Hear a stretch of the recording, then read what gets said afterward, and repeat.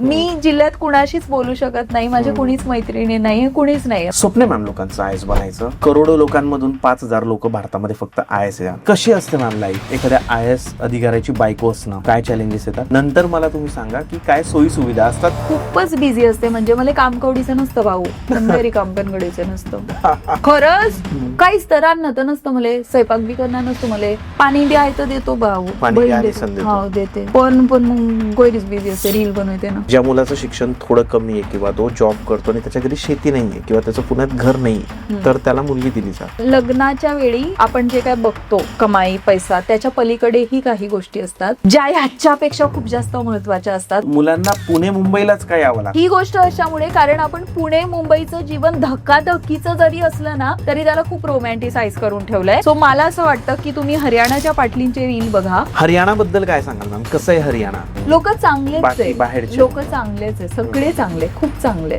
म्हणजे ते फक्त त्यांचा आवाजच त्याच्या पिठासच नसते. काय वाटलं तुम्हाला की कोणत्या गोष्टी होत्या की ज्यामुळे तुमचं कंटेंट लोकांना इतकं आवडतं? लाड करताना लोक माया गैरा, मी सगळ्याचीच मावशी आहे, कितल्या लोकांची मावशी आहे, मी बय आहे, मी मोठी माया आहे, मी कोण आहे भाऊ? बहीण नाही ना, बय. बय. असं कधी विचार केलाय की सरांना रील मध्ये आणायचं? जर माझा पॉडकास्ट खूप चांगला झाला, जिथे मी आय एस ऑफिसरला बोलवू शकते, तर I would love to host myself. IAS अधिकाऱ्याच्या रिस्पॉन्सिबिलिटीज काय असतात? म्हणजे एक जिल्हा त्यांच्या ताब्यात, जिल्ह्याचे प्रमुख असतात. काय असतं ना की आपले रिलेटिव्ह किंवा आपली एकदम जवळची व्यक्ती खूप मोठ्या जागेवर जेव्हा असते, तेव्हा आपले जे फ्रेंड्स असतात किंवा आपले काही रिलेटिव्ह असतात, त्यांना असं वाटतं की माझं काम मी करून घेऊ शकतो. तर असं तुम्हाला कधी चॅलेंज आलंय का? म्हणजे जिथे जिथे आपण तो संसार थाटलेला असतो, ज्या मोमेंटला कळतं ना की साहेबांचं ट्रान्सफर झालं, त्या मोमेंटला ते आपलंसं नाही वाटत, ते बरकं होऊन जातं. आणि ते जे गोढा करायचा ना, ते कारण की तुमचं मन रमतं ना त्या घरात. तुम्हाला काय वाटतं की लग्न टिकण्यासाठी नवरा बायको मध्ये कसं एक कम्युनिकेशन किंवा कसं रिलेशन हवं त्यांचं? मला असं वाटतं मुला मुलींचा जास्त रोल नाहीये, त्यांचे जे पेरेंट्स आहेत किंवा त्यांचे जे गाईड करणारे लोक आहेत त्यांचा रोल आहे. काही तुमचा देवावर विश्वास आहे का? प्रचिती कधी आली का तुम्हाला? जीवन सुंदर होतं, म्हणजे जीवनात रस येतो. चांगलं फूड मटेरियल बनवण्यावर तुमचा भर होता. खरंच तुम्हाला बनवता येतं का? मी जर असं म्हटलं की मी खूप चांगली सुगरण आहे,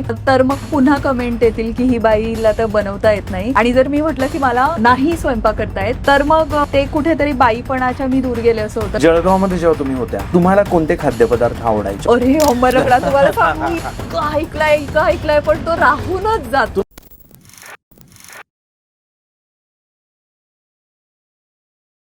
hello guys and welcome to banter with Chetan. मित्रांनो, आजचा जो आपला पॉडकास्ट आहे तो अतिशय वेगळ्या विषयावर आहे, कारण आजपर्यंत आपण ॲस्ट्रॉलॉजी, रिअल इस्टेट, लिगल या मल्टिपल टॉपिक्सवर पॉडकास्ट केले. बट आज आपल्यासोबत जे गेस्ट आहे त्या आहेत मोहिनी पाटील मॅम. मॅम नमस्ते. नमस्कार. तुम्हाला काय म्हणायचं, मोहिनीताई की हरियाणाची पाटली?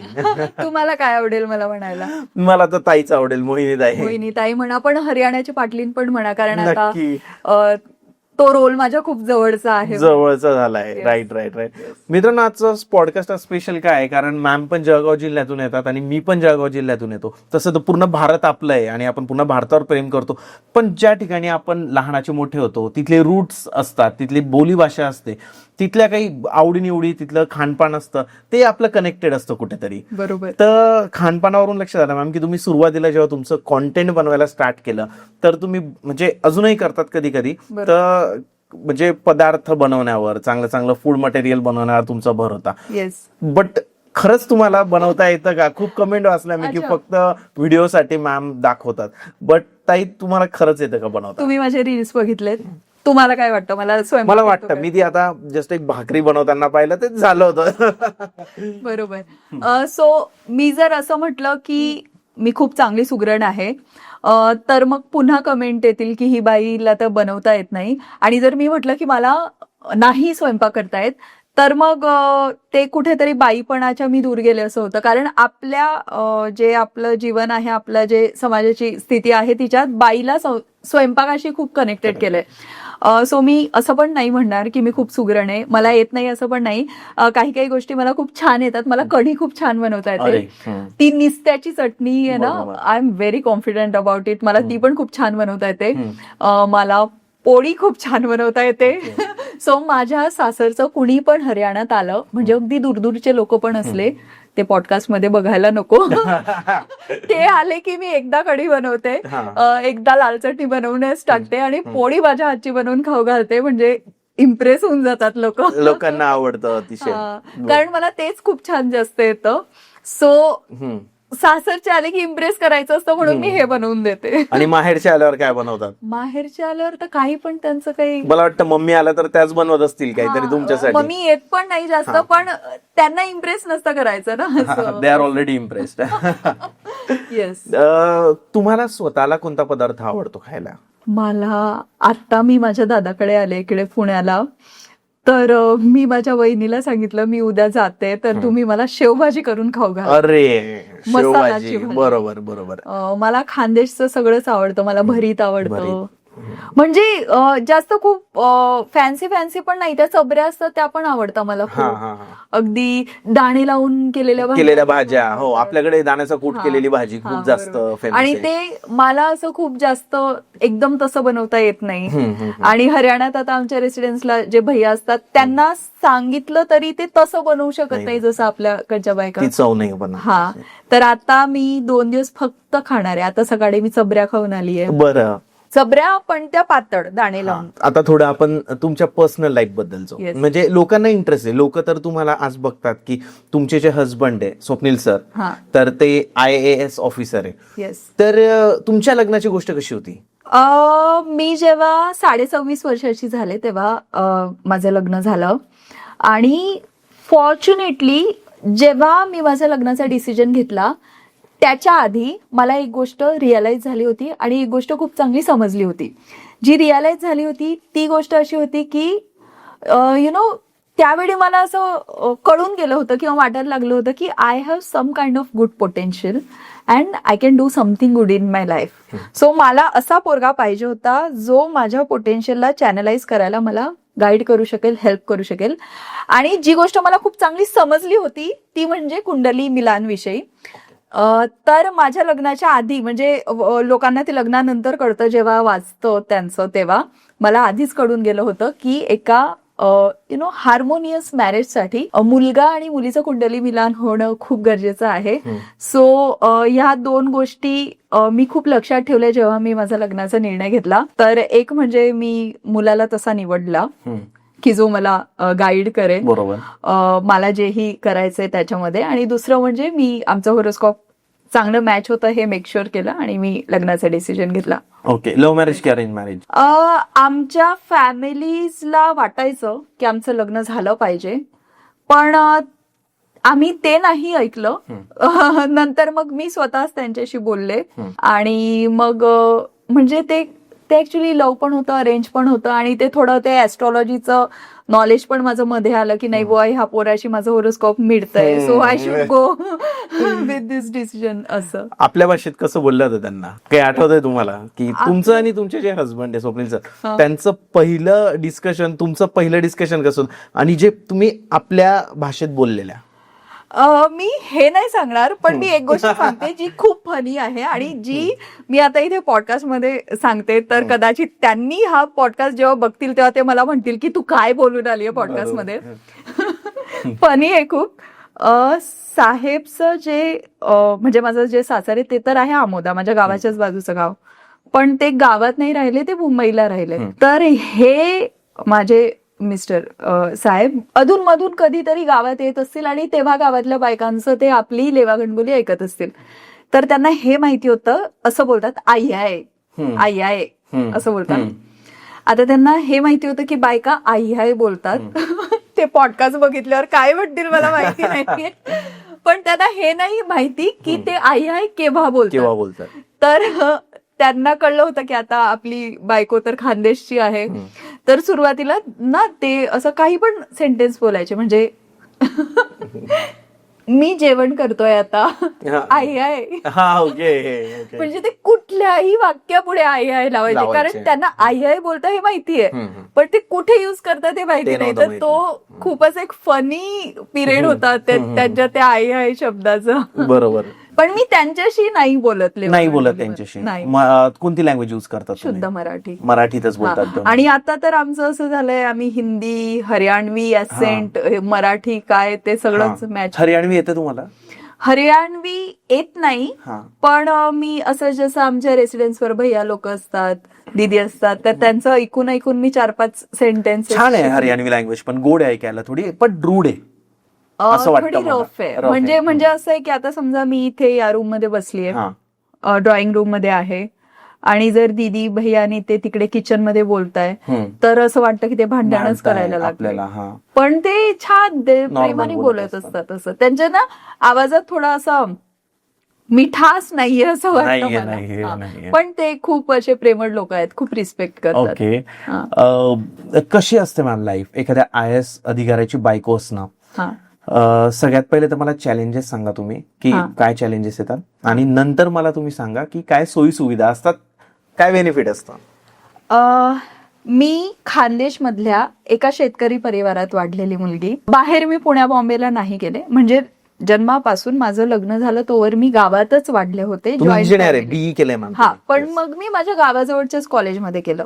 सो मी अल्टिमेटली गावातच राहिले, आणि गावातून शेतकरी परिवारातली ती मुलगी एकदम हरियाणातल्या कलेक्टरच्या घरात गेली, ऍडिशनल कलेक्टरच्या घरात. पूर्ण गव्हर्नमेंट सेटअप होतं, ते लाईफ पूर्ण वेगळं होतं, आणि हे पूर्ण वेगळं होतं. कम्फर्टेबल आधी पण होतं, म्हणजे मला आठवतं मला समजतं तेव्हापासून माझ्याकडे गाडी असायची, ड्रायव्हर आजोबा असायचे, सगळं कम्फर्ट आधी पण बघितले होते. पण जो तो टाईप होता ना, तो खूप वेगळा होता. तुम्हाला सांगू, माझ्या लग्नानंतर 6-8 महिने असं होतं, साहेब जेव्हा संध्याकाळी घरी यायचे तेव्हा कधीतरी मी त्यांना विचारायचे की तुम्ही काय केलं दिवसभर. तर मग ते तर मोठा माणूस ना, कलेक्टर, ऍडिशनल कलेक्टर होते तेव्हा ते, तर त्यांचं खूप बिझी शेड्यूल असायचं. तर मग ते सांगायचे ही VC, मग ती VC, मग ह्या लोकांशी भेटलो, मग इथे गेलो, मग तिथे गेलो. आणि त्याच्यानंतर आय लिटरली माझ्या डोळ्यात ना पाणी असायचं, अश्रू असायचे, आणि मी त्यांना विचारायचे की आता तुम्ही मला विचारा की मी काय केलं. कारण की काय की घरात काही काम नाहीये, कारण हाऊस हेल्प्स आहेत, तुमच्या ओळखी पाळखीचं कुणी नाहीये. ऍज अ ऑफिसर वाईफ तुम्ही कुणाशी फ्रेंडशिप नाही करू शकत, तुम्ही बायकांजवळ नाही जाऊ शकत, भेटू नाही शकत, कारण बऱ्याच वेळी असं असतं ना की त्यांचं काहीतरी वेगळंच इंटेन्शन असतं, मग ते त्यांचंच काहीतरी काम तुम्हाला सांगायला लागतं. सो खूप सारे रेस्ट्रिक्शन्स, आणि इथून गेल्यावर कळत पण नव्हतं काय करू आता तिकडे. नोकरी मी करू शकत नव्हते, कारण माझ्या फॅमिलीत मी कुणाला नोकरी करताना नाही बघितलं. लग्नाच्या आधी पण मी माझं स्वतःच काही करत होते. I was planning to establish my own school. तर मग ते पोटेन्शियल होतं, आणि आता इथे कळत नव्हतं ते कसं चॅनलाइज करू. सो तो एक पिरियड होता, आणि की मला कळायचंच नाही वेळ कसा घालवू. आणि आता हा एक पिरियड आहे की आज माहितीये रात्री 2:30 वाजता मी उठली आहे, 3 वाजता मी रेसिडेन्सवरून निघले, 6 वाजता दिल्लीवरून इकडे मी फ्लाईटने आले. आता मी हा पॉडकास्ट शूट करते. उद्या मी फर्स्ट हाफ मध्ये पॉडकास्ट शूट करेल, आणि उद्या संध्याकाळी मी दिल्लीला पोहोचेल, कारण परवापासून पुन्हा मला रील्स बनवायचे, आणि माझं बुक पण एडिटिंगचं बाकी आहे. सो असं ते कळत नव्हतं या जीवनाविषयी तेव्हापासून, तर आता त्या जीवनात रुडली आहे. तेव्हा किती वर्ष झाले लग्नाला मॅम? आता 25 मेला 4 वर्ष होतील. सो हे इंटरेस्टिंग असते जर्नी.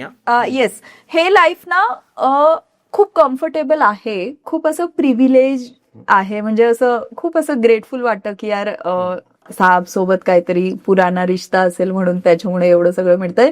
पण त्याच्यासोबत चॅलेंजेस पण आहेत. येस, लोकांना ना, म्हणजे भरपूर मुली असतील आज जो आपला पॉडकास्ट बघत असतील, किंवा आई वडील असतील की ज्यांना वाटतं की आपली मुलगी IASच्या घरात गेली पाहिजे. स्वप्न मॅम लोकांचं IAS बनायचं.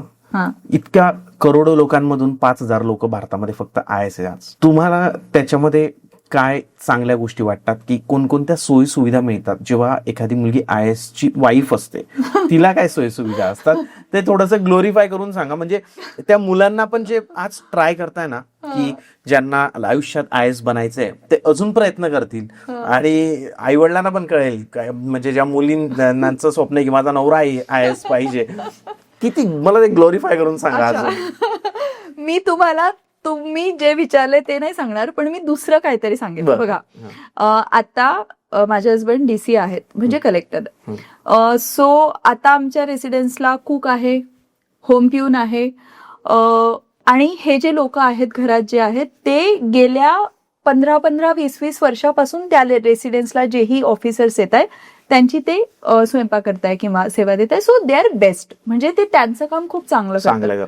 So as a officers wife मला घरातले काही कामं करावे नाही लागत. मला जस्ट की काही गोष्टी असतात ना की भैया तेल खूप टाकतात तर मी त्याकडे लक्ष देते, की भैया रिफाईंड तेल टाकायचे तर मी भैयांना सांगितलं नाही भैया हे तेल मी आणलं हेच टाकायचं, एवढंच टाकायचं.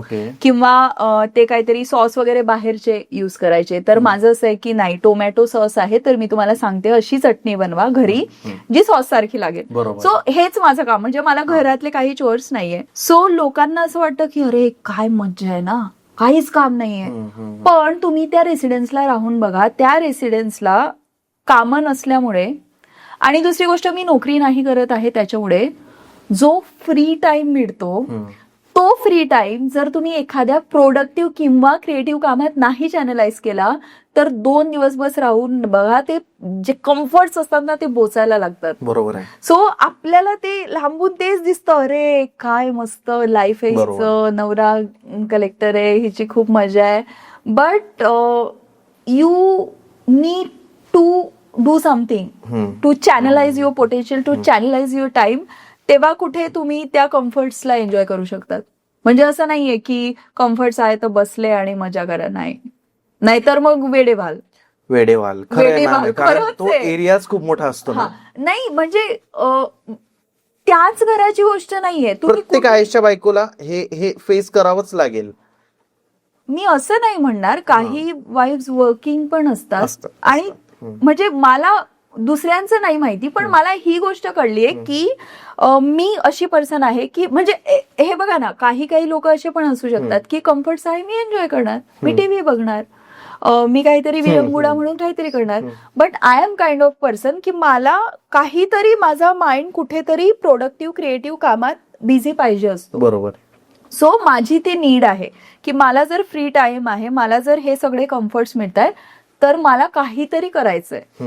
आणि ते करायचं म्हणजे असं काहीतरी करायचंय जे केल्याने माझं पोटेन्शियल सॅटिस्फाय होईल. सो ते केल्याने छान वाटतं. जर मी रिकामी राहू द्या तर आय कांट एक्झिस्ट देअर. आणि आता हे जे मी काही कंटेंट क्रिएशन करते, सो आता तर मी खूपच बिझी असते. म्हणजे मला काम कवडीचं नसतं भाऊ, काम पण कवडीचं नसतं खरंच. काहीच तर राहणं नसतं मला, स्वयंपाक बी करणार नसतो मला, पाणी बी आहे तर देतो भाऊ तडला, हा देते. पण मग गोयरीच बिझी असते, रील बनवते ना. सो येस, आता मी ते एकदम प्रोफेशनली परस्यू करते आणि मी खूप करिअर करायचंय. येस, मला करिअर करायचं. आणि तुम्ही माझं पेज जर बघितलं तर तुम्हाला ते दिसेल पण की मी प्रोफेशनली आहे. डिसेंबर मध्ये 0 फॉलोअर होते तुमचे, म्हणजे स्टार्टच केला तुम्ही. आणि आज या 4 महिन्यांमध्ये आज आपण 8 एप्रिलला हे करतोय, पॉडकास्ट शूट करतोय. बरोबर. 89,000 फॉलोअर केले मॅम तुम्ही. लोकांचं स्वप्न असतं कमी कमी 5,000 तरी झाले पाहिजे एका वर्षात. तुम्ही आज 90,000 म्हणजे ऑलमोस्ट आता पोहोचूनच जाल पॉडकास्ट रिलीज होतो तोपर्यंत. येस, नाही पॉडकास्ट रिलीज होतो तोपर्यंत 1,00,000 असेल. अरे ते कसं, म्हणजे काय वाटलं तुम्हाला की कोणत्या गोष्टी होत्या की ज्यामुळे तुमच्या कंटेंटला लोक इतके आवडत, म्हणजे तुमचं कंटेंट लोकांना इतकं आवडतं? येस, हे बघा मी स्टार्टिंग पासूनच सांगते. मी जुलै 2024 पासून सिरियसली घेतलं की मला कंटेंट क्रिएशन करायचं. सो 4 जुलै 2024 मी माझा पहिला पॉडकास्ट लॉन्च केला. तर मग पॉडकास्ट लॉन्च केला तेव्हा लॉन्च केल्यावर मी तो काही लोकांना पाठवला. तर मग मला बरेच सजेशन्स आले. म्हणजे मी खानदेशातली पोरगी, आता तुमच्या स्क्रीनमध्ये ते आपले पाय दिसत नाहीये म्हणून ते कदाचित दिसणार नाही, तर मी असे एका पायावर एक पाय ठेवून नव्हती बसली. आपण ते गावठी लोक ना, मी तशी बसली होती. मला त्या गोष्टीपासून की as I am host of the podcast मी एक क्रॉस लेग्स बसायला पाहिजे, मी असे हातवारे करायला पाहिजे वगैरे वगैरे असे काय काय सजेशन्स मिळाले आणि मी त्याच्यावर काम केलं. म्हणजे मी माझा ड्रेसिंग सेन्स पण चेंज केला. मी पहिल्या एपिसोडमध्ये कुर्ता घातला होता तर मी मस्त नंतर स्कर्ट वगैरे घालायला लागले. आणि मी ते हातवारे कसे करायचे, कसं बसायचं, काय काय सगळं शिकले. मी 40-45 एपिसोड लॉन्च केले. 1.5 वर्ष हे सगळं केले. काहीच चॅनलचं काही होत नव्हतं. बरोबर. आणि हे जेव्हा मी करत होते तेव्हा मला माझे 10 डेज सायलेन्स कोर्सचे टीचर आर्ट ऑफ लिंग इंटरनॅशनल सेंटरला मी 10 डेज सायलेन्स कोर्स केला होता. सो ते माझे जे टीचर होते स्वामी ब्रह्मतेजी, ते मला एक वेळी बोलले होते की मोहिनी तू मराठीमध्ये केलं पाहिजे पॉडकास्ट. तर आय वॉज लाईक की स्वामीजींनी सांगितलंय आणि स्वामीजी म्हणजे खूप आदरणीय आहेत, आर्ट ऑफ लिंग मध्ये खूप सिनियर आहेत, तर ते ऐकायला पाहिजे. म्हणून मी एक एपिसोड केला, दुसरा केला, पण काही वर्क नाही केलं म्हणून मी सोडून दिलं. आणि पण मला कुठेतरी वाटायचं की स्वामीजींचं मी ऐकत नाहीये, मी हिंदी एपिसोड्स करते, पण ते चालू राहू दिलं आणि असं सगळं नोव्हेंबर 2025 पर्यंत चालत राहिलं.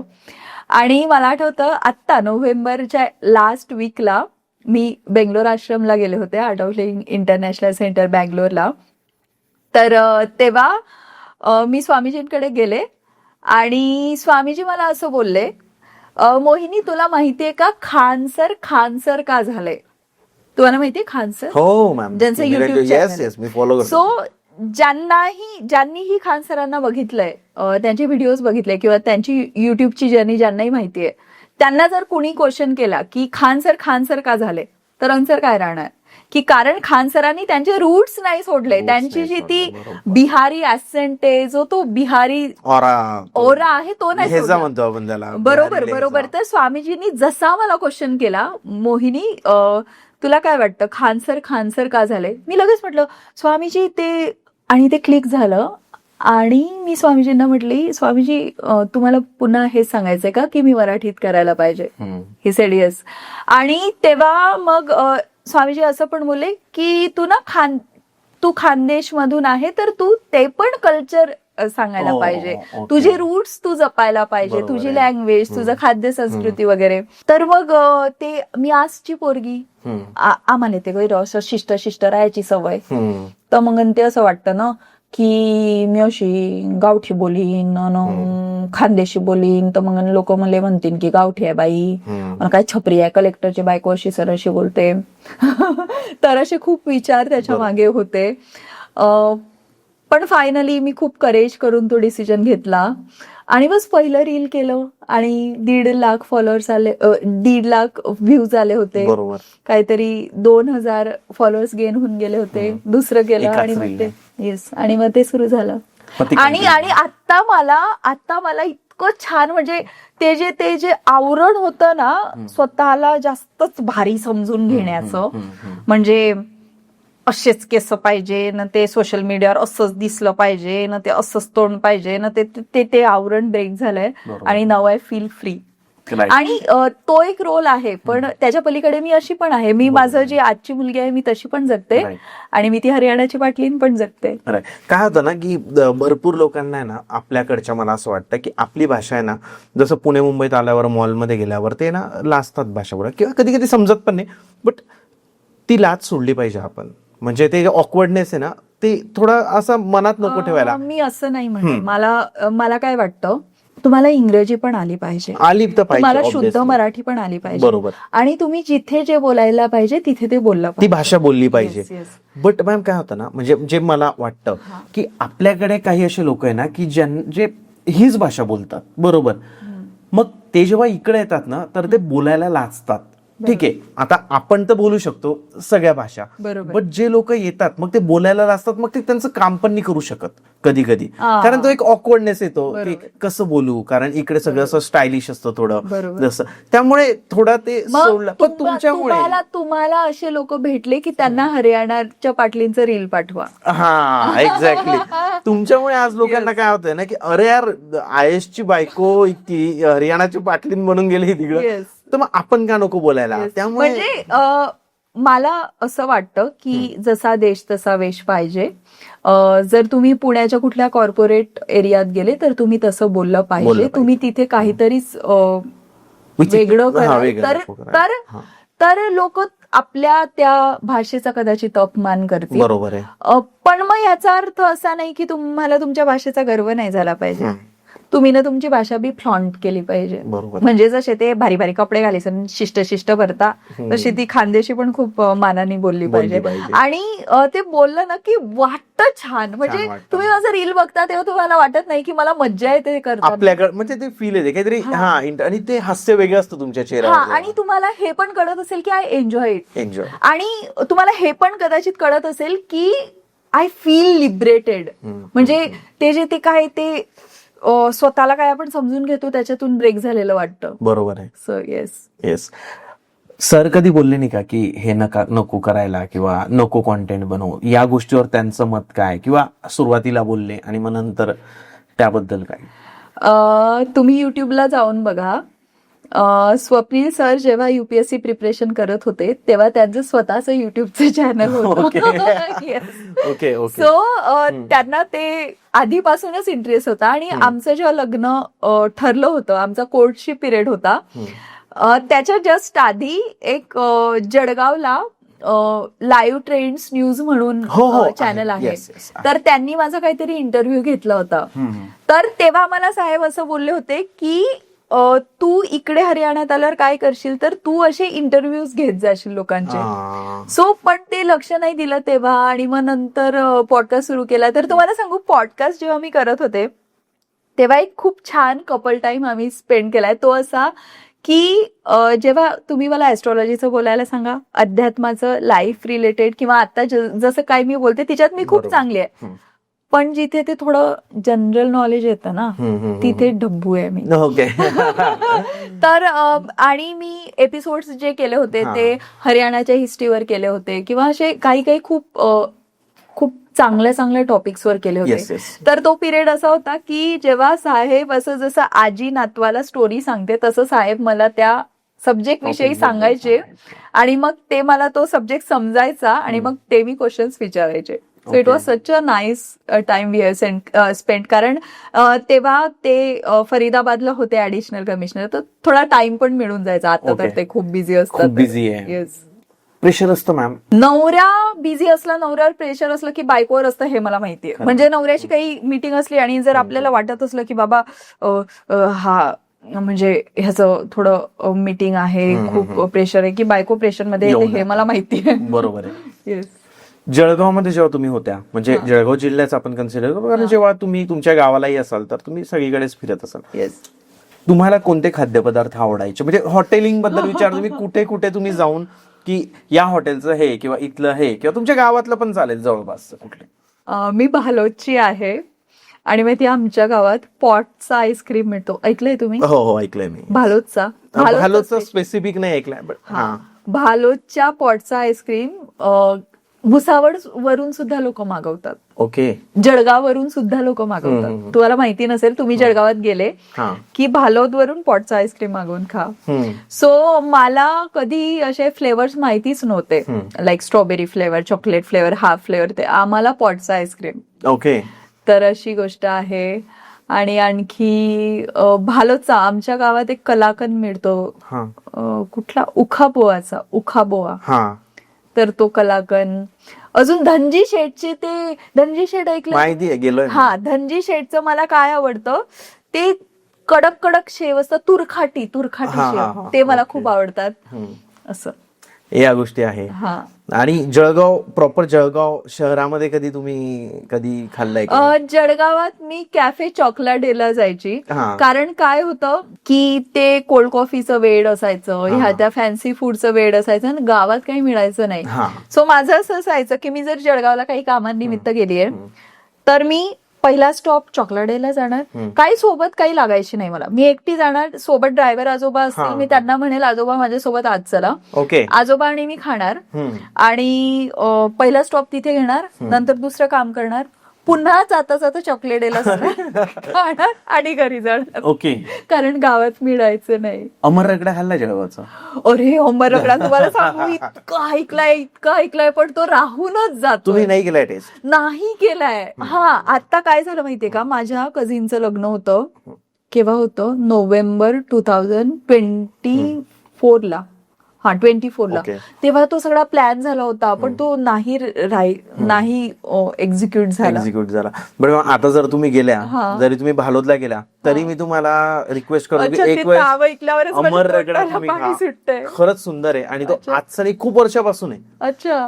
म्हणजे मी नेहमी जळगावला राहतो ना, तर एकदा तरी तिथला अहो, रगडा एक तर मागवतो, नाही तर खातो. हा, मी ऐकलंय त्याच्याविषयी. हा. आता मी गेल्यावर पक्का तेच. खाणार. कारण काय होतं ना की भरीत झालं, शेवभाजी झालं, तर Yes. ते आपल्याकडे बनतच चांगलं, म्हणजे घरातलंच आपण खूप खातो. Yes. आणि बाकीचे पण काही स्पॉट आहे की जिथून आपण मागवत असतो नेहमी. Yes. बट अमर रगडा किंवा जसं या गोष्टी ना खूप छान आहे जळगावमध्ये पण हा, खाण्यासाठी. बरोबर.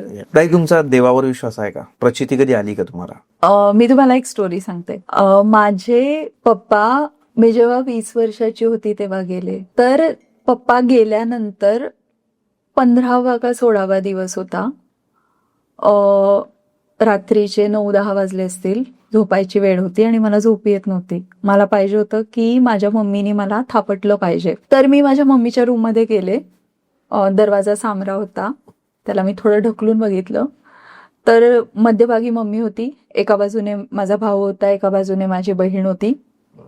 मम्मी त्या दोघांना थापटत होती आणि तेव्हा मनात विचार आला की ते तर छोटे आहे, त्यांना मम्मी पाहिजे, मी तर मोठी आहे. आणि म्हणून मी माझ्या रूममध्ये येऊन गेले. मी मोठी होते त्यांच्यापेक्षा, पण मी पण 20 वर्षाचीच होते. बरोबर. सो मी आले आणि रडत होते आणि मला पाहिजे होतं माझ्या मम्मीनी थापटलं पाहिजे आणि माझी मम्मी नव्हती. सो मला ना एक गोष्ट आठवली की मी एक व्हिडिओ पाहिला होता, ज्या व्हिडिओमध्ये एक व्हाईट ड्रेस घातलेली लेडी होती आणि ती असं बोलत होती की तुमचे जे गुरु असतात ते तुमची आई पण बनू शकतात, तुमचे जे गुरु असतात ते तुमचे वडील पण बनू शकतात.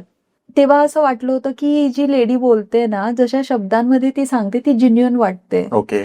तर मला जसं हे आठवलं तसं मी माझ्या बेडवरून उतरले.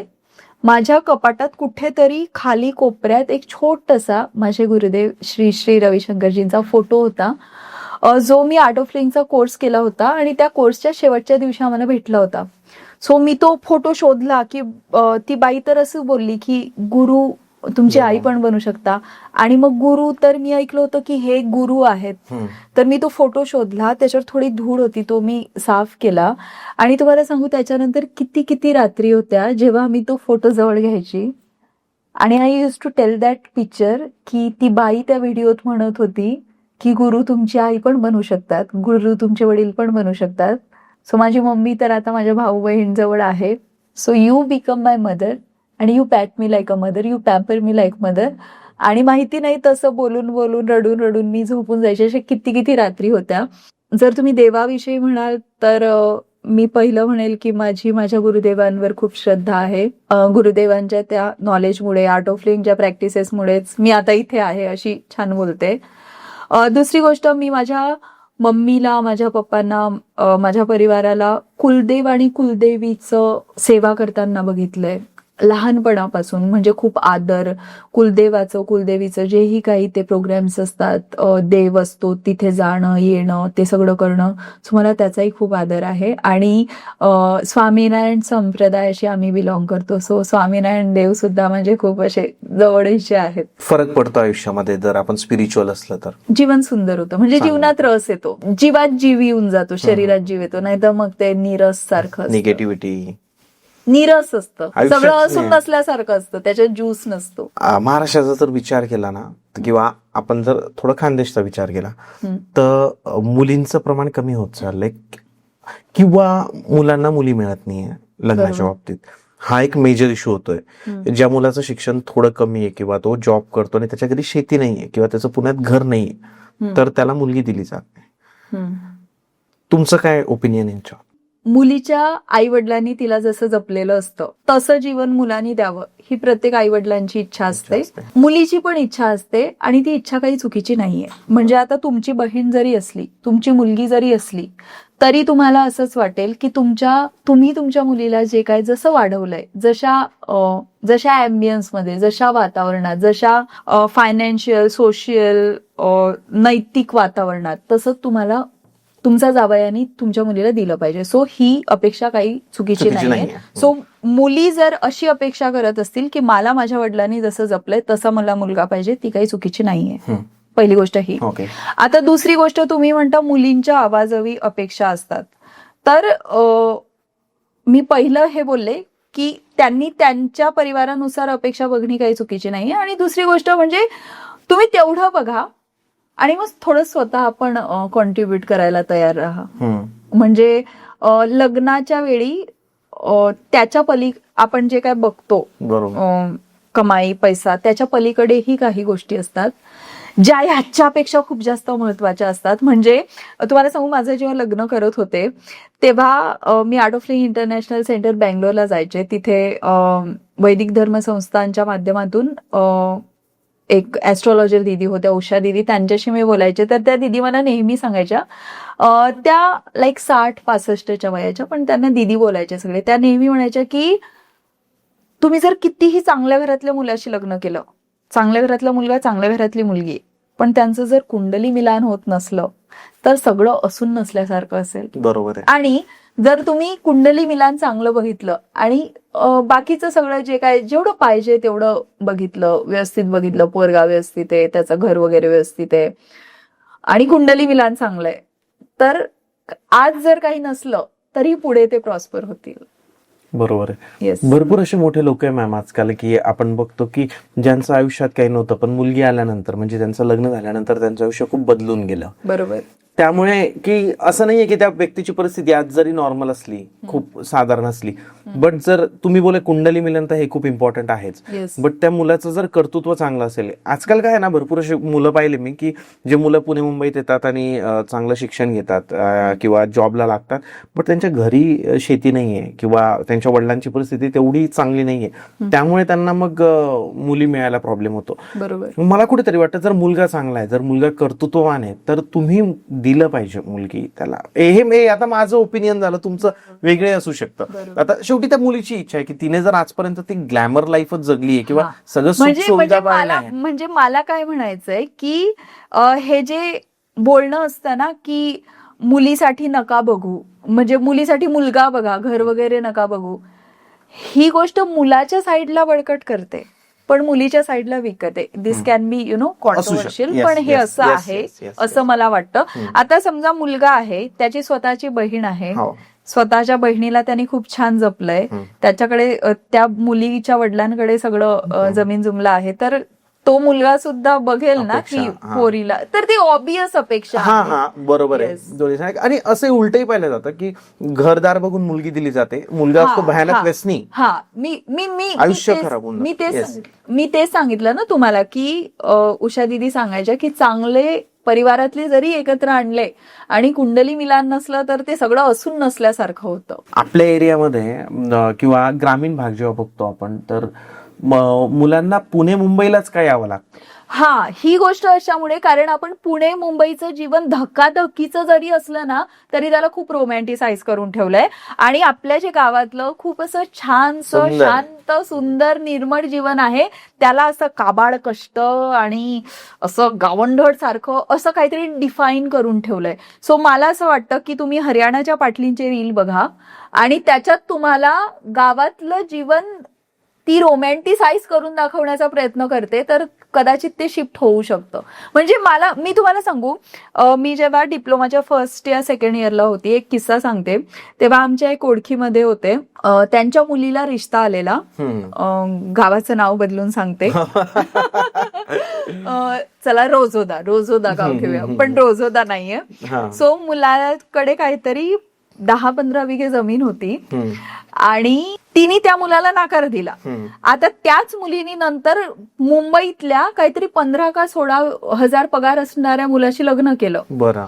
आणि तेव्हा आणि तेच थोडे असे ताई म्हणायचे मी, तेव्हा मी तर लहान होते, मी माझं डोकं चालवायचे की आता हा मुंबईत हिचं 15-16 हजारात काय जीवन असणार, त्याच्यापेक्षा इथे 10-15 विघे जर जमीन आहे तर ऍटलिस्ट ती शुद्ध खाऊ शकते, शांततेत राहू शकते, पोराच्या आई वडिलांचं घर आहे तिथे ती राहू शकते, भाडं द्यायचं नाहीये. सो ते मुंबई पुण्याचं धकाधकीचं जरी असलं तरी ते काय माहिती त्याला काय ग्लोरीफाय करून ठेवलंय, त्याच्यामुळे कदाचित ते आहे. तर हे गरजेचं आहे की गावातलं जीवनही खूप छान आहे. तुम्हाला आजपर्यंत असं कधी वाटलं की यार ही काय कमेंट आहे किंवा खूप म्हणजे असतं ना कधी कधी एखादी कमेंट वाचून आपल्याला खूप खराब वाटतं, अशी कोणती कमेंट तुम्ही सांगू शकाल का?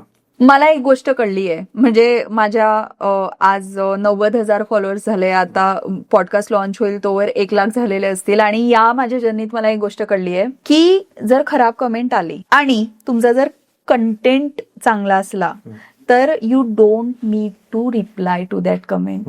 तुमच्यासाठी तुमचे व्ह्युअर्सच असतात जे तुमच्या कमेंटला त्या लोकांशी भांडायला लागतात. तुम्ही माझ्या कमेंट्समध्ये जा आणि बघा, म्हणजे माझे व्ह्युअर्सच आहेत. कुणी जर काही चुकीची कमेंट केली तर माझे व्ह्युअर्सच आहेत जे खाली त्याला रिप्लाय करत असतात. येस, तुम्हाला तुमच्या फक्त कंटेंट मध्ये दम पाहिजे. तुमची आवडतीची रील कोणती आजपर्यंतची? माझी सगळीच रील मला आवडतात, सगळे बनवले. सरांची आवडीची कोणती, की सरांनी तुम्हाला असं बोललंय की अरे काय छान बनवलं? सरांना पण सगळेच आवडतात, आणि जर सर असे बोलले की ही एक छान आहे, मग तो बायकोचा काउंटर क्वेश्चन होईल ना, मग का बाकीच्या चांगले नाही आहे, मग त्याचा आन्सर करण्यापेक्षा सर म्हणतील सगळेच छान आहे. बरोबर बरोबर. असं कधी विचार केलाय की सरांना रील मध्ये आणायचं, बट ते प्रोटोकॉल वाईज किती पॉसिबल आहे किती नाही आय डोंट नो, बट तुम्ही चेक केलंय थोडं लीगल मध्ये जाऊन की पॉसिबल आहे का? तुमची इच्छा आहे का? माझी इच्छा नाहीये, कारण मला असं वाटतं ती एक गरिमा आहे त्यांच्या त्या ओद्याची आणि त्याची, तर ती तिथे छान राहिली पाहिजे. हा, पण एक गोष्ट आहे की जर मी पॉडकास्ट पुढे कंटिन्यू केला आणि जर माझा पॉडकास्ट खूप चांगला झाला, चांगल्या स्टेजला आला की जिथे मी IAS ऑफिसरला बोलवू शकते, तर I would love to host my saheb. Haryana बद्दल काय सांगाल मॅम, कसं आहे हरियाणा?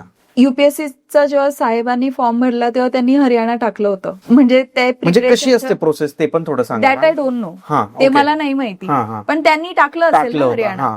सो त्याच्यामुळे, आणि कधीतरी त्यांच्या बॅक ऑफ द माइंड मध्ये असेल की जर झालं तर ते हरियाणात जातील. पण मी खानदेशातली पोरगी, तुम्हाला माहिती असेल आपल्या खानदेशातल्या पोरी लग्न करून जळगाव, नाशिक, पुणे, मुंबईच्या पलीकडे कुठेच जात नाही. सो मी माझ्या लग्नाची जेव्हा बोलणी व्हायला लागली त्याच्या 2 दिवसाआधीपर्यंत स्वप्नात सुद्धा विचार केलेला नव्हता की मी जळगाव, नाशिक, पुणे, मुंबई सोडून कुठेतरी जाईल. आणि आता मी हरियाणाची पाठलीन होऊन गेलेली आहे.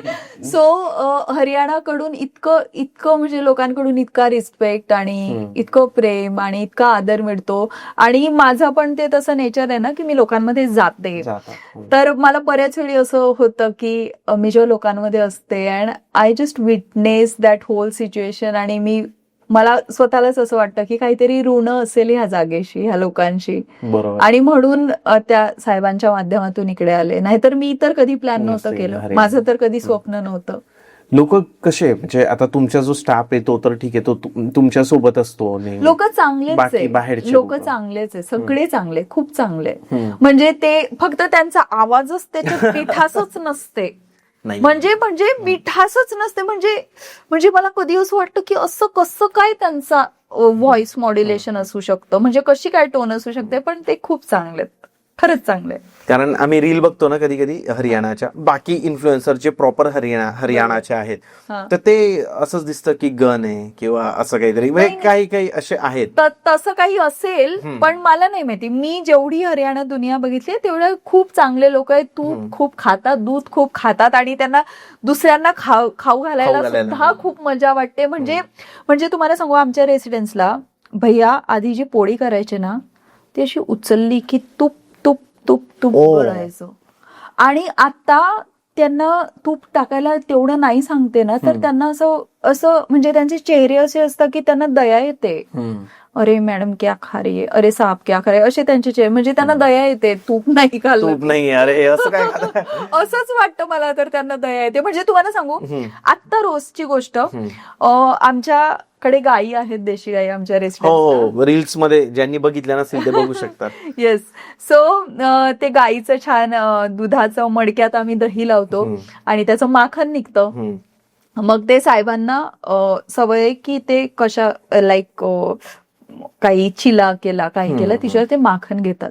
तर माझं म्हणणं काय की वाटी असते, तिच्यात तुम्ही 2 टेबलस्पूनच माखन टाका, म्हणजे साहेब तिच्यातलं ते 2 टेबलस्पूनच घेतील, किंवा त्यांना वाटलं पाहिजे की बायको बघते तर थोडंसं तिच्यातलं राहू देतील. हे म्हणजे वाटीवर एवढा ढीक टाकून आणतात टेबलवर. हा आणि आय वॉज लाईक तुम्ही एवढं घाबरवत समोरच, म्हणजे ते बघूनच मला शिसारे बसून जातात. म्हणजे तिकडे ते दूध तूप आणि ते माखन ते ते अतिशय आतापर्यंत आम्ही ऐकलं होतं फक्त, पण आता ते ऍक्च्युअली तसंच आहे. म्हणजे ते तसंच आहे. म्हणजे ते जे समोर आणतात ना ते बघून शिसारे बसायला होतं. हो म्हणजे ते बघूनच असं वाटतं, म्हणजे ते एवढं असतं की असं वाटतं की बाबा खाऊन इथपर्यंत येऊन गेलं माझ्या. असं आहे तिकडे. तुम्हाला काय आवडलं हरियाणाचा? कोणता पदार्थ आवडला तिकडचा? हरियाणात ती एक पिवळी कढी करतात, हा हा कढी पकोडा. कढी पकोडा. तर तिच्यात मला पकोडा नाही आवडत, मला बस ती कढी कढी आवडते.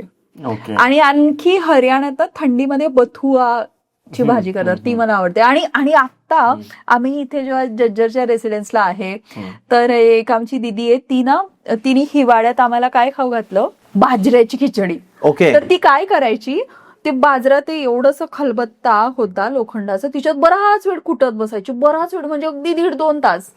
आणि मी तिला म्हणायची की दीदी ये तो मिक्सर में भी हो जाएगा. तर तिला ते की मॅडम जी अगर मिक्सर में किया तो फिर आपको वैसे स्वाद नहीं आएगा. तर तिला ते खूप प्रेमाने ती ते कुटत बसायची. तिला असं वाटायचं की छान लागेल, आणि मग ती चुल्यावरती करायची, तर ती भारी लागते ती खिचडी बाजऱ्याची. इमॅजिन करूनच तोंडाला पाणी अरे सुटतंय. भारी. आणि हिवाळ्यात तर खूपच मजा येते ती खिचडी खायला. तुम्ही फिरले का मॅम हरियाणा? थोडं फिरायला वेळ मिळाला इतक्या वर्षात? हरियाणात म्हणजे फिरले, कुरुक्षेत्रला मी गेले. ओके. आणि आम्ही राहिले 3 जिल्ह्यामध्ये आहे. आता हा म्हणजे माझं लग्न झाल्यानंतर हा 3रा जिल्हा आहे. सो रेवाडी, फरीदाबाद आणि जज्जर. सगळ्यात जास्त छान कुठे वाटलं?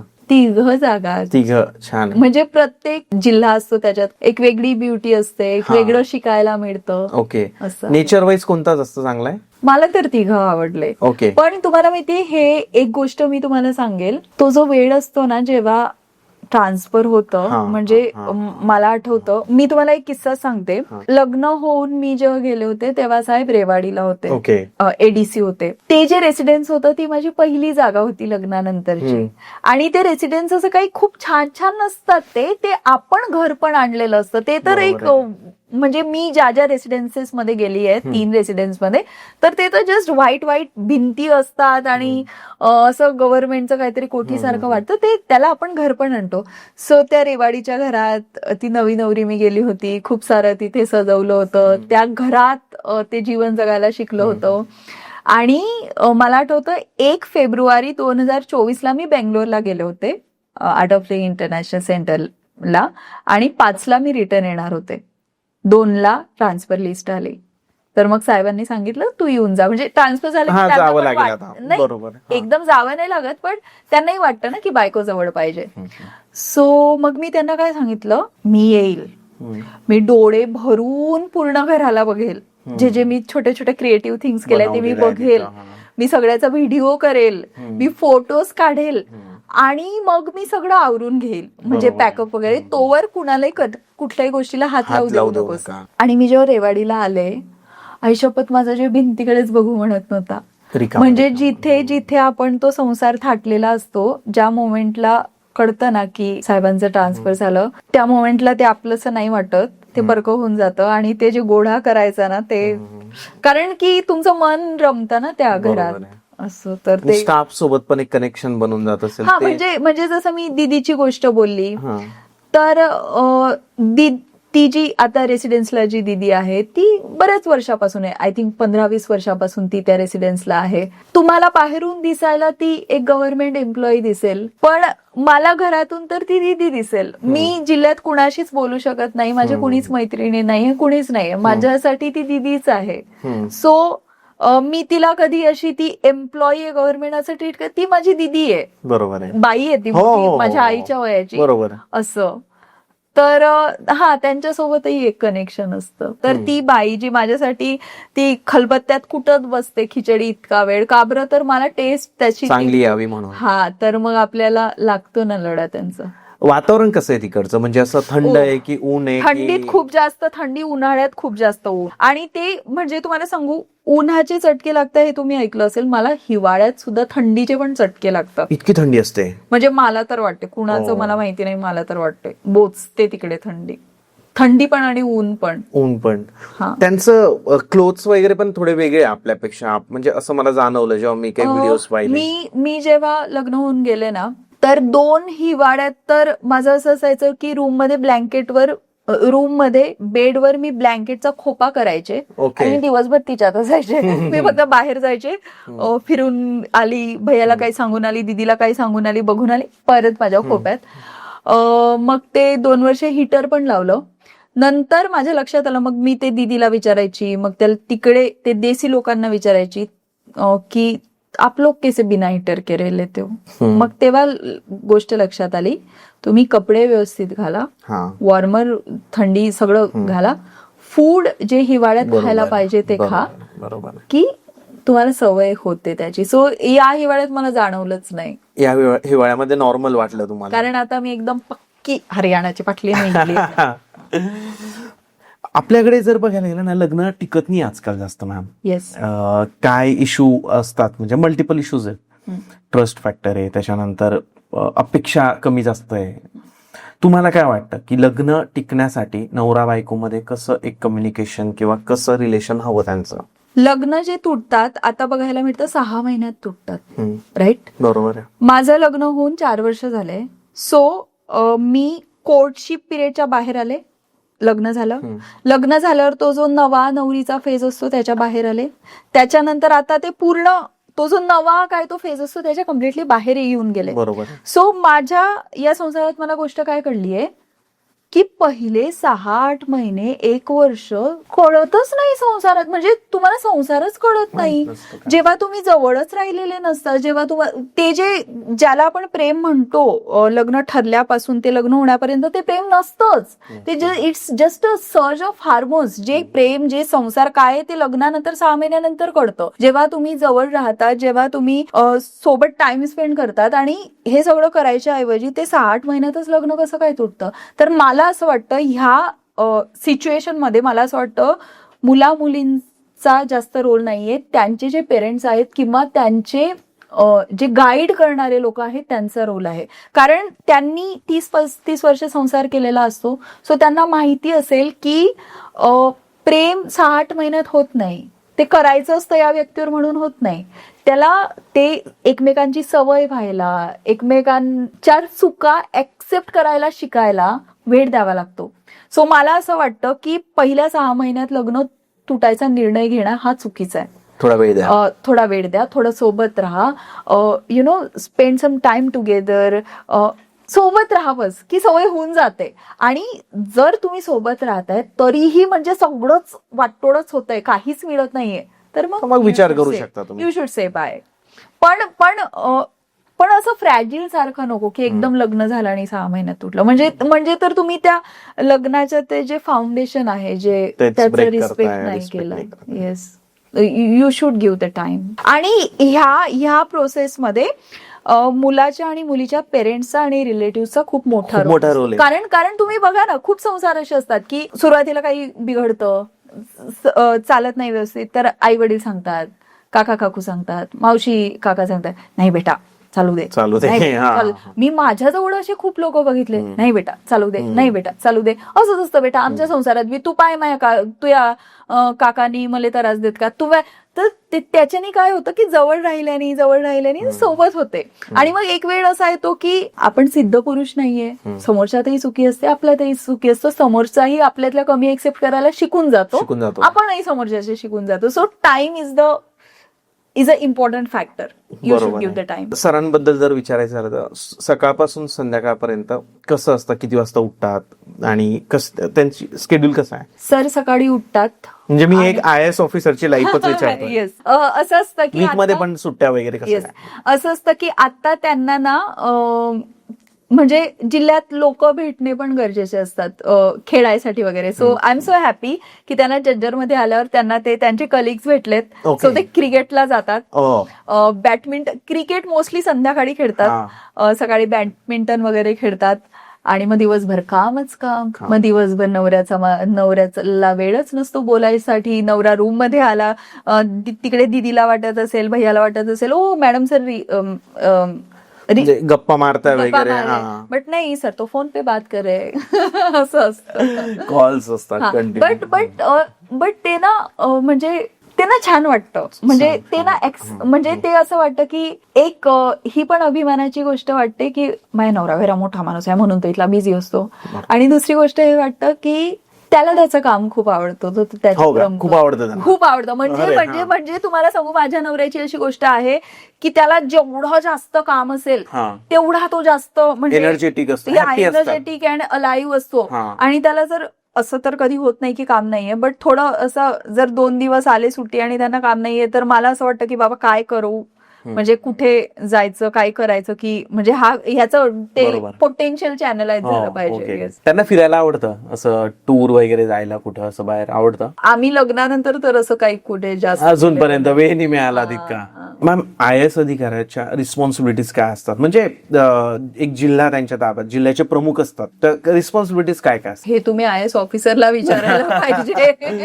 हे तुम्ही मला कसं काय विचारताय? मी त्यांच्या ऑफिसमध्ये कधी गेली नाही, मला माहिती नाही. पण एवढं जेवढं काय ते फोनवर बोलतात किंवा ऐकायला येतं, किंवा जेवढं काय आम्ही ऍज अ वाईफ त्याचं शेड्यूल बघतो, तर हेच आहे की म्हणजे खूप वेगवेगळ्या विषय, म्हणजे कधीतरी साहेब स्कूल विषयी बोलत असतात, नंतर ते हॉस्पिटल विषयी बोलतात, कधी कधी आता ते गॅसचं सुरू आहे, म्हणजे खूप वेगवेगळे टॉपिक्स आहेत.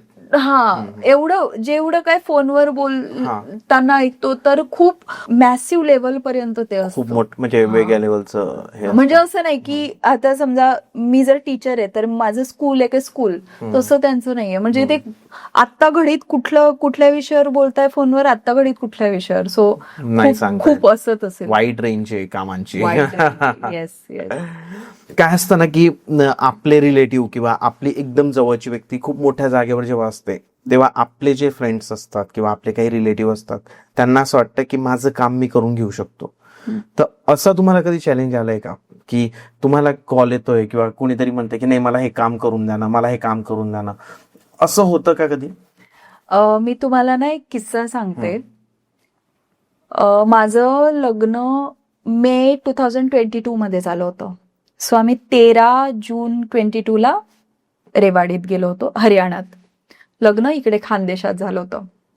त्याच्यानंतर जुलैमध्ये मी कुठेतरी रेवाडीमध्ये कुठेतरी प्रोग्रामला गेले. आता मी तुम्हाला एक्झॅक्ट कुठे गेले ते नाही, दॅट इज. सो तिथे बायका बसल्या होत्या, तिच्यात बोलता बोलता एका बाईनी माझा नंबर घेतला. आता मी या जीवनाशी, की मी IAS ऑफिसरची वाईफ आहे, या जीवनाशी मी खूप दूर होते. मी शेतकऱ्याची मुलगी होते. मी तर बस गोड गोड बोलताय, मी नंबर दिला. त्याच्यानंतर आणि मी पण तिचा नंबर घेतला. सो गणपती आला काहीतरी ऑगस्ट सप्टेंबर मध्ये, तर तोवर अशा 3-4 बायकांचे माझ्याकडे नंबर आले होते आणि माझे नंबर त्यांच्याकडे गेले होते. तर गणपतीमध्ये काय झालं, आमच्या रेसिडेन्सच्या गार्डनमध्ये एक छोटी हट होती, तिच्यात मी छोटासा गणपती बसवला आणि तिथे आरती वगैरे मला वाटायचं लोक आले पाहिजे. सो मग मी साहेबांना म्हटलं की माझ्या ना 3-4 फ्रेंड्स आहे, मी त्यांना आरतीला बोलवते. साहेबांनी काय ऐकलं, त्यांना कळलं काय काय, ते बोले कर तुला करायचं ते. आता मी त्यांना मेसेज केला कि जी महाराष्ट्र में गणपति बिठाते हैं, मतलब हमारे लिए वो दिवाली जैसा होता है, तो हमने अभी भी यहाँ पे बिठाया है, तो आप आना, आरती करेंगे और नाश्ता करेंगे ऐसे. आता मग ते आले पण तसं. आता त्याच्यानंतर आम्ही रेवाडीला 1.25 वर्ष राहिलो होतो. सो ह्या इन्सिडन्स नंतर 1-1.5 वर्षांनी मी पुन्हा एका प्रोग्राम मध्ये त्या लेडीला भेटले. तर मी तिच्या बाजूला बसलीये आणि मला ही गोष्ट आठवली की पण मला इतकं कसं तरी वाटतं ना. आणि तिने तो व्हॉट्सअपचा माझा मेसेज ओपन केला आणि ती अशी मी बाजूला बसली आणि ती अशी सर्वांना दाखवते, देखो देखो मॅडम उनके रेसिडेन्स पे हमें बुलाती है, गणपती बिठाया, ये बिठाया, तब तब तब. आणि आय वॉज लाईक, मी फक्त हिला एकदा बोलवलंय, एकदा मेसेज केलाय आणि ही जर माझ्या समोरच माझा मेसेज लोकांना असा दाखवते, तर ही मागे तर काय सांगत असेल की अरे मॅडम के साथ तो मैं किट्टी को जाती हूँ, BC को जाती हूँ, काय काय काय काय. सो असं असतं म्हणजे मी ज्या गोष्टींमधून गेले ना, माझं जे लाईफ चेंज झालंय आणि जे ते चेंज झालेलं life as a married lady मी जे शिकले, त्याच्यावरून मी हेच म्हणेल की मुलीचं लग्न जेव्हा होतं ना, तेव्हा ना खूप जीवनात उलथापालथ झालेली असते आणि तिला त्याचे नवीन जीवन असतं ना, ते शिकायला वेळ लागतो. सो आता जर तुम्ही माझ्याशी बोलाल, कुणीही हरियाणातले लोक, तर I know how to I know की माझे हजबंड आहेत, तर एक डिस्टन्स ठेवायचा. म्हणजे मी जर कुणाशी बोलते तर त्याच्यामुळे माझ्या नवऱ्याला प्रॉब्लेम नको. हा, त्याला त्यांची लाईफ वेगळी आहे, तुमचं वेगळं आहे. माझं वेगळं आहे. एक्झॅक्टली. सो तर ते हे शिकायला वेळ लागतो. सो मला जसा लागला तसा प्रत्येक लग्न झालेल्या मुलीला तिचं नवीन जीवन शिकायला वेळ लागतो. एक रील बघितली होती ताई मी तुमची, त्यामध्ये असं बोलल्या होता तुम्ही की 70,000 फॉलोअर झाले की मी सगळ्यांना पंगत देईन. मोहन मी देलताना बनणारा कुडी आहे, तू आला नाही रे भाऊ. मला कॉल बी नाही आला. आता का मी पुऱ्या महाराष्ट्राला कॉल करत बसू? माये कितले फॉलोअर आहे तुला माहित आहे का? 90,000. मोहन 90,000 तर फॉलोअर आहे. बाकीचे लोक रील बी तर पाहता. पुरा महाराष्ट्र आलता, भंडारा देलता मी, बट्टी करल ती, मी स्वतः करल ती, हा वांग्याची भाजी करल ती. पण ते जरा वांग्याची भाजी अशी चालती ना की ते उखडेल वांग लागत होतं. मग बोलावलं नाही की मग कुणालाच बोलावलं नाही. तसंच खाल्लं ना लोकांना. लाड करताना लोक माया गैरा, मी सगळ्याचीच मावशी आहे, कितल्या लोकांची मावशी आहे मी, बॉय आहे मी, मोठी माया आहे मी. तूही मी कोण आहे भाऊ? ताई बहीण नाही ना, बॉय. चलो. येस. तर ताई थँक्यू सो मच, तुम्ही आल्या आणि खूप छान मजा आली या पॉडकास्टला. वेगळा पॉडकास्ट होता. प्रत्येक पॉडकास्ट मध्ये आपण ट्राय करतो की लोकांना काहीतरी मॉनिटरी बेनिफिट झाला पाहिजे, ऍस्ट्रॉलॉजी थ्रू किंवा रिअल इस्टेट थ्रू किंवा लिगल काही इश्यूज असतील तर ते पण. आज फनी पॉडकास्ट होता आपला, एक इन्फ्लुएन्सर सोबतचा पॉडकास्ट होता. काय सांगाल आपल्या ऑडियन्सला जाता जाता? मला असं वाटतं, जसा देश तसा वेश आपण केला पाहिजे. जिथे आपण गेलो तिथे जशी भाषा बोलली पाहिजे तशी आपण बोलली पाहिजे. आपल्याला इंग्रजी आली पाहिजे, आजच्या युगाची ती गरज आहे. शुद्ध मराठी आली पाहिजे, पण ह्याच्यासोबत आपली जी रिजनल लँग्वेज असते, म्हणजे माझी लेवागड बोली आहे, माझी खानदेशी भाषा मी बोलते, सो ही भाषा विसरायला नको. ही सुद्धा आपण तेवढीच अभिमानाने आणि तेवढीच मजेनी फ्लॉन्ट केली पाहिजे, बोललं पाहिजे आणि आपल्या रूट्सशी आपण जुडून राहिलं पाहिजे. जेव्हा तुम्ही तुमच्या रूट्सशी जुडून राहाल तेव्हा तुम्ही हरियाणाच्या पाटलींसारखे मस्त होऊन जाल. Thank you so much. Thank you so much. Thank you.